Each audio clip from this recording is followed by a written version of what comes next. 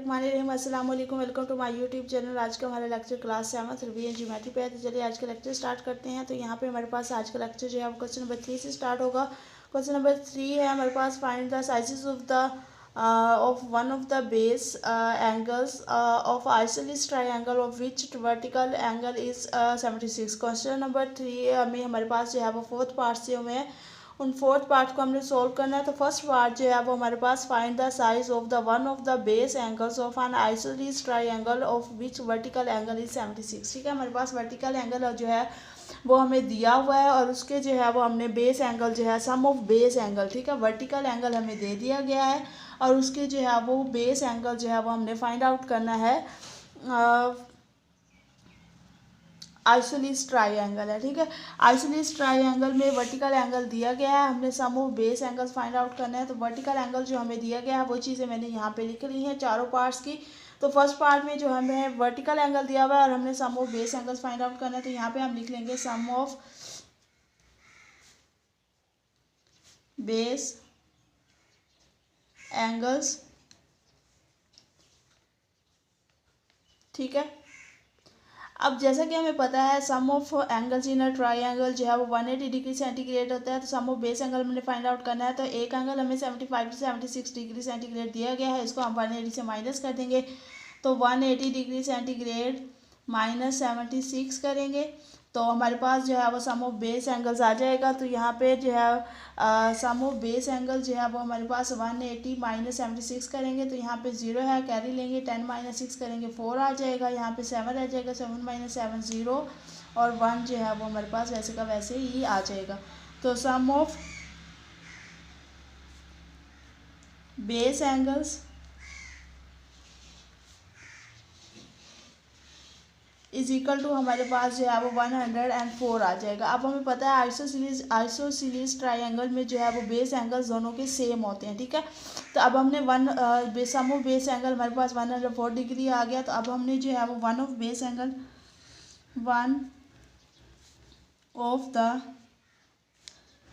Base angle हमने find out करना है।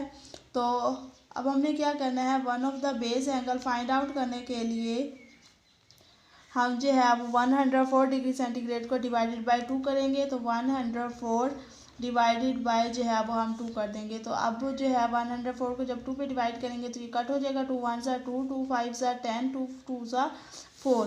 तो वन ऑफ बेस एंगल जो है वो हमारे पास क्या आ जाएगा, one of base angle is equal to जो है वो हमारे पास 52 डिग्री सेंटीग्रेड आ गया, ठीक है। तो एक जो है 52 डिग्री सेंटीग्रेड का है, तो नेक्स्ट भी जो है वो हमारे पास यानी कि अदर बेस एंगल जो है वो भी 52 डिग्री सेंटीग्रेड का होगा। तो ये हमारे पास जो है वो क्वेश्चन नंबर 3 का फर्स्ट पार्ट जो है वो सॉल्व हो चुका है। तो अब हम चलते हैं सेकंड पार्ट की तरफ। तो देखिए यहाँ पे सेकंड पार्ट वो कह रहे हैं, one of the angles of a triangle, one of the angles of the right angle triangle is 36 degree centigrade, find the size of the other acute angles। अब देखिए यहाँ पे हमें जो है वो कह रहे हैं one of the angle of the right angle triangle. Right angle triangle जैसे कि आप लोग जानते हैं कि राइट एंगल ट्रायंगल में एक एंगल जो है वो 90 डिग्री सेंटीग्रेड का होता है और दूसरा एंगल उन्होंने हमें एक एंगल दे दिया है। One of the angle of the right angle triangle, एक एंगल 36 का है और राइट एंगल ट्रायंगल में एक एंगल जो है वो 90 डिग्री सेंटीग्रेड का होता है। अब देखिए दो एंगल हमें पता चल गया, एक 90 का है, दूसरा 36 का है और थर्ड जो है वो हमने एंगल जो है वो फाइंड आउट करना है, ठीक है। तो अब जो है measure of its other acute angle, ठीक है, हमने फाइंड क्या करना है, एक्यूट एंगल। राइट एंगल तो हमें पता है वो 90 का ही होगा। तो one of the angle of right angle triangle, ठीक है, एक एंगल जो है वो हमें 36 डिग्री सेंटीग्रेड दे दिया गया है। तो अब जो है वो हमने फाइंड आउट करना है measure of its other acute angle. हमने other acute angle find out करना है। तो यहाँ पे हम लिख लेंगे measure of its other acute. तो एक्यूट एंगल फाइंड आउट करने के लिए हम क्या करेंगे, 90 माइनस 36 कर देंगे। तो 90 माइनस 36 करेंगे तो हमारे पास अदर एक्यूट एंगल आ जाएगा, other acute angle is equal to, 0 में से 6 माइनस करेंगे नहीं होता, तो हम जो है वो क्या करेंगे, 10 माइनस 6 करेंगे, यहाँ कैरी लेंगे, 10 माइनस 6 4 आ जाएगा, यहाँ पे 8 रह जाएगा, 8 माइनस 3 जो है वो क्या आ जाएगा 5। तो अदर एक्यूट एंगल जो है वो हमारे पास क्या आ जाएगा 54 डिग्री सेंटीग्रेड। तो ये हमारे पास क्वेश्चन नंबर 3 का सेकंड पार्ट सोल्व हो गया। अब चलते हैं नेक्स्ट पार्ट की तरफ। तो देखिए यहाँ पे थर्ड पार्ट है, the sizes of the two of the internal angles of the triangle are 42 and 68 respectively, find the size of the third angle. अब देखिए दो एंगल का एंगल हमें ट्राइंगल के दो इनर ट्राइंगल एंगल्स दिए गए हैं, थर्ड वाला हमने फाइंड आउट करना है। तो measure of two internal angles जो है वो हमारे पास 42 और 68 डिग्री सेंटीग्रेड है। अब हमने थर्ड एंगल फाइंड आउट करना है। अब जैसा कि आप लोग जानते हैं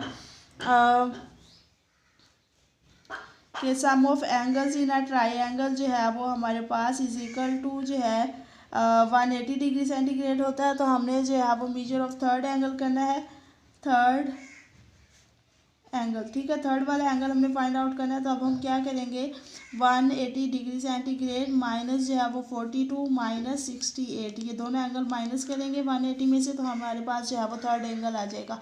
तो ये हमारे पास जो है वो 180 डिग्री सेंटीग्रेड, इन दोनों को ऐड कर लेंगे, 2 प्लस 8 जो है वो 10 हो जाएगा, 0 1 कैरी, 4 प्लस 6 जो है वो 10, 10 प्लस 1 जो है वो क्या हो जाएगा 110, ठीक है। तो अब हम जो है वो 180 में से 110 माइनस करेंगे, तो ये हमारे पास 70 डिग्री सेंटीग्रेड जो है वो थर्ड एंगल आ जाएगा 70 डिग्री सेंटीग्रेड। तो ये जो है वो हमारे पास थर्ड पार्ट का क्वेश्चन नंबर 3 के थर्ड पार्ट का आंसर आ गया। अब चलते हैं फोर्थ पार्ट की तरफ। तो यहाँ पे देखें फोर्थ पार्ट है, वो कह रहे हैं the size of the interior angles of the triangle are in the ratio of 3 4 5, ठीक है। हमारे पास angle of interior angle of a triangle की रेशोज जो है वो हमें दी गई हैं, 3:5, 3:4:5 है। Find the size of its largest angle, तो हमने जो है वो इसके लार्जेस्ट एंगल का जो है वो साइज फाइंड आउट करना है। तो यहाँ पे हम लिख लेंगे, हमें रेशियो जो है वो दी गई है, तो रेशियो इन एंगल जो है वो 3:4:5 है। तो यहाँ पे सम ऑफ रेशियो फाइंड आउट करेंगे, तो सम ऑफ रेशियो लिख लेंगे यहाँ पे। तो sum of ratio is equal to हमारे पास आ जाएगा 3 + 4 + 5। तो इसको जो है वो हम, तो यहाँ पे देखिए सम ऑफ रेशियो जो है वो हमारे पास इज इक्वल टू 12 आ जाएगा। तो यहाँ पे हम लिख लेंगे सम ऑफ रेशियो, ठीक है। अब हमने लार्जेस्ट जो है वो एंगल फाइंड आउट करना है। लार्जेस्ट एंगल वही होगा जिसकी रेशियो जो है वो सबसे ज़्यादा है, तो 5 है। तो लार्जेस्ट एंगल जब हम फाइंड आउट करेंगे तो यहाँ पे लिख लेंगे लार्जेस्ट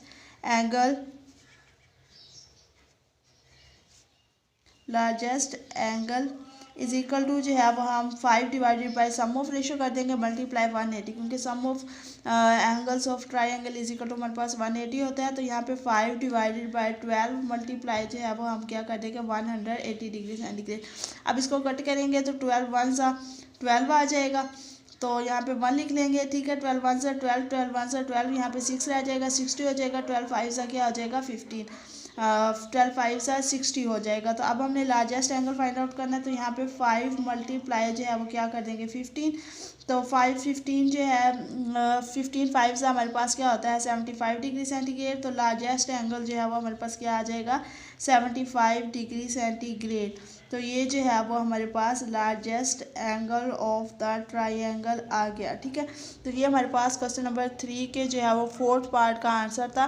तो यहाँ पे हमारे पास क्वेश्चन नंबर 3 जो है वो कंप्लीट हो जाता है। आप चलते हैं नेक्स्ट क्वेश्चन की तरफ। नेक्स्ट क्वेश्चन है हमारे पास क्वेश्चन नंबर 4, वो कह रहे हैं state how many triangle there are in the given figure, ठीक है। हमने जो है वो बताना है कि इस गिवन फिगर में कितनी टोटल ट्राइंगल्स हैं, उन सारी ट्राइंगल्स को जो है वो हमने बताना है। तो चलिए इसको सॉल्व करते हैं। तो चलिए जी, यहाँ पे पेज पे हमने फिगर को बना लिया है। तो यहाँ पे हमने बताना है कि यहाँ पे कितनी ट्राइंगल्स, इस फिगर के अकॉर्डिंग फिगर में कितनी ट्राइंगल्स जो हैं वो बन रही हैं। तो यहाँ पे हम लिखेंगे the triangle is the figures are, ठीक है, क्योंकि हमने जो है वो आंसर करना है। तो आप सोल्यूशन भी लिखना चाहें तो लिख सकते हैं इसको यहाँ पे, ठीक है। सोल्यूशन लिख लें पहले, इसके बाद आप लिखेंगे,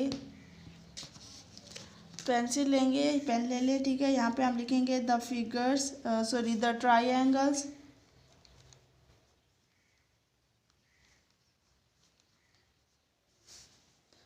इन the figure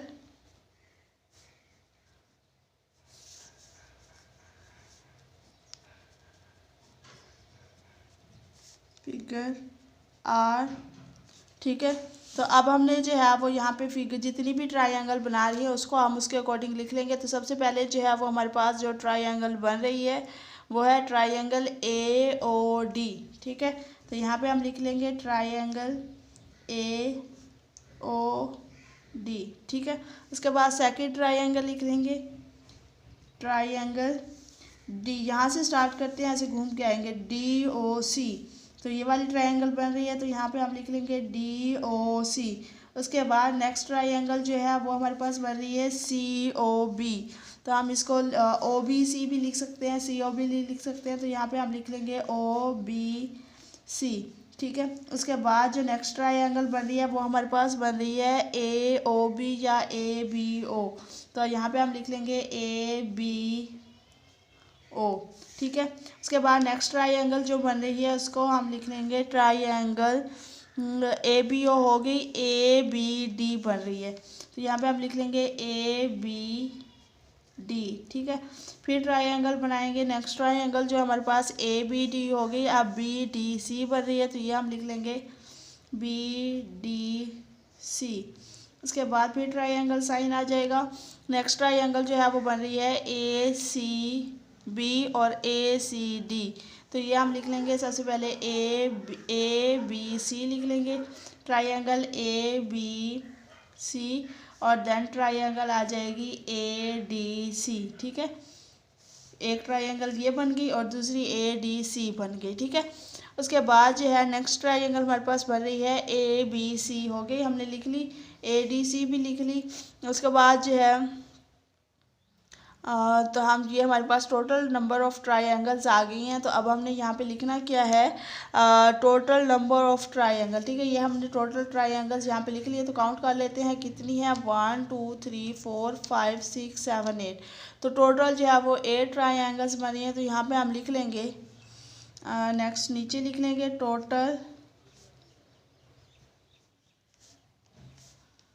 number of triangles